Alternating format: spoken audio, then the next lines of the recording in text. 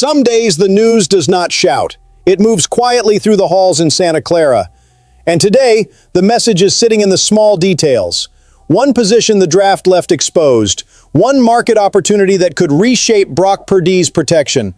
One John Lynch answer that sounded simple but really was not.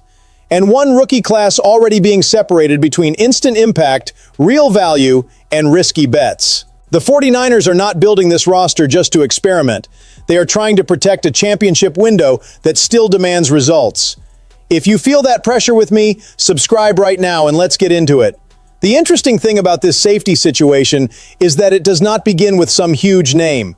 It begins with the silence in the draft room. The 49ers went through 8 picks without drafting a safety, even while plenty of people were looking at the back end of that secondary and saying, they need someone who can patrol deep.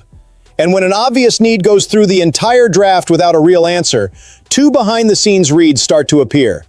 Either the board simply never gave them the right player at the right moment, or Raheem Morris believes he can get more out of this group than the public can see.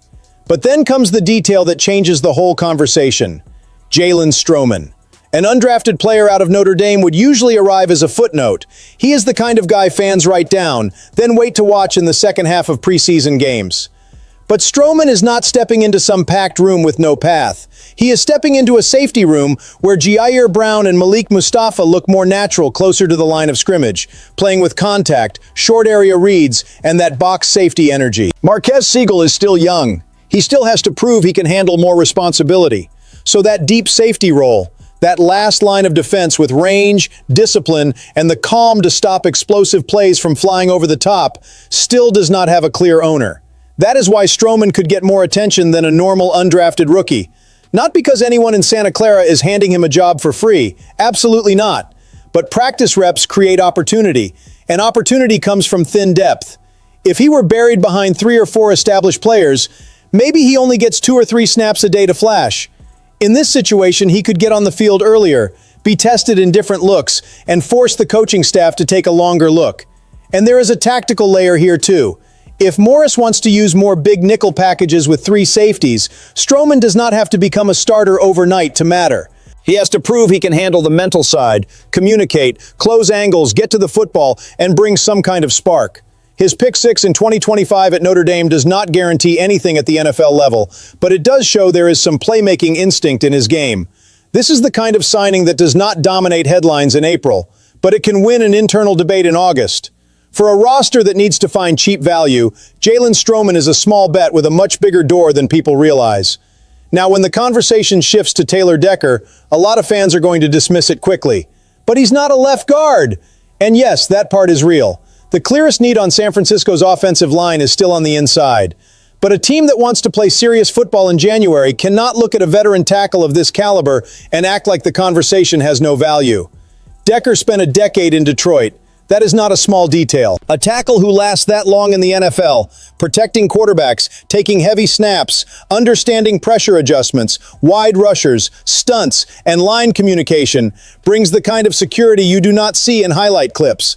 And for the 49ers, security becomes a huge word the moment Brock Purdy's name enters the conversation. Because the behind-the-scenes truth is uncomfortable. Kyle Shanahan can draw up windows, motion, play action, crossers, and all the beautiful stuff this offense is known for. But if the edge breaks down early, the quarterback's internal clock speeds up. The route that needed 1 more half-second dies.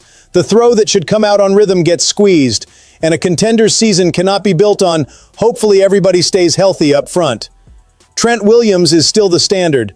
Nobody is pretending otherwise. But he is also at a stage in his career where the franchise has to think like an adult. Preserve, cover, and plan ahead. Would Decker be luxury insurance? Maybe. Would it be a flashy move? Not really. But it could be exactly the kind of signing that makes a roster more resistant when the season starts punching back. So the discussion is not about choosing luxury over need. It is about asking whether San Francisco has the room, the cost, and the vision to turn a market opportunity into real protection. If Decker accepts a role that makes sense, the 49ers gain experience, a plan B, and more muscle on a line that simply cannot fail while Purdy is trying to lead this team back to the top of the NFC. Sometimes the most important move is not the one that fires you up in the first minute. It is the one that keeps disaster from showing up in the fourth quarter. And this is where John Lynch's quote gets more interesting than it first sounded. When he was asked about not drafting a safety, the answer did not come with arrogance. It did not feel like he was trying to convince everyone that everything was already fixed. He basically acknowledged that some names came off the board, said the 49ers like their current group, explained that the draft did not line up, and then dropped the part that matters most to me. The work is not done. That last part is the building talking quietly. Because if the work is not done, then San Francisco can still look outside. And that is where one name changes the temperature of the entire conversation. Harrison Smith. Not as some magical savior. Not as a 27-year-old walking in to dominate the deep middle for the next 5 seasons. Smith is 37. He was released by the Vikings in March. He is thinking about retirement. And maybe he does not want to wear another uniform after spending his whole career in Minnesota. But if there is one person in Santa Clara who can have that conversation with a safety of that stature, it is Lynch. And it is not just because of his front office title. Lynch understands the position from the inside. He was a Hall of Fame safety. He knows what a veteran like that sees before the snap. He understands the value of a voice that can correct angles, adjustments, spacing, communication, and all those little details that never show up in the box score. Smith has been to 6 Pro Bowls, and even far from his prime, he still produced in 2025. 15 games, 2 interceptions, 1 forced fumble, 54 tackles, 3 tackles for loss, and 2 quarterback hits. So the question is not whether he is still peak Harrison Smith. He is not. The real question is whether he can still help a team with Mustafa, Brown, Siegel, Stroman, and Patrick McMorris trying to become a reliable safety room. And that answer gets a lot more serious. Remember Tashawn Gibson? San Francisco has already hit on a veteran safety bet before. In 2022, Gibson came in without a ton of noise and finished with 5 interceptions. The parallel is not perfect because the age, physical moment, and context are all different. But the logic is similar. When the young guys have talent and still need polish, sometimes a veteran piece changes the whole room. Now I want to know where the fan base stands on this. If Harrison Smith agreed to play 1 more year, would you bring him to Santa Clara for the on-field impact, for the mentorship of the young guys, or would you let that room grow on its own? Because this is one of those decisions that feels small in May, but can look massive once the season starts testing communication, depth, and composure. And when you put all of this next to the draft class, the picture gets clearer. The 49ers did not just draft names, they drafted roles. Some are for right now, some are for 2 years from now, and 1 or 2 are going to demand patience from a fan base that, honestly, has already spent a lot of patience on certain mid-round bets. The clearest instant impact player is Romello Height, and it is not hard to understand why. San Francisco had the worst pass rush in the NFL last year, a number that hurts anyone who grew up watching this defense scare quarterbacks. Yes, Nick Bosa and Mykel Williams suffered serious knee injuries, and that completely changed the rotation.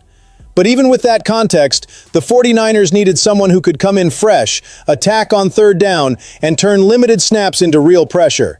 Height did that at Texas Tech with 10 sacks and 58 pressures.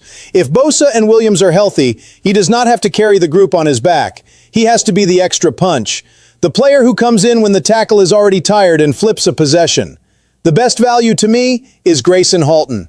4th round, pick 107 out of Oklahoma, with a strong run defense grade from PFF, 86.9, among the best at his position. 9 run stops and 30 pressures show a profile that is not just plug the gap and leave the field.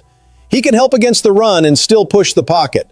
That kind of player does not always create big headlines, but he earns useful snaps. And useful snaps inside the defensive line are gold when December gets heavy. Now the upside bet is Dejon Stribling. 2nd round, pick 33, 4.36 in the 40-yard dash, 107 catches and 1,693 yards over his final 2 college seasons. His speed is not decoration. It is a real threat. And in an offense that knows how to develop receivers, create space, and punish defenses with route detail, Stribling could start as a rotational piece and eventually become one of the faces of the offensive future. But the most questionable pick has to be said with no makeup. Kalen Black. 3rd round, running back, pick 90.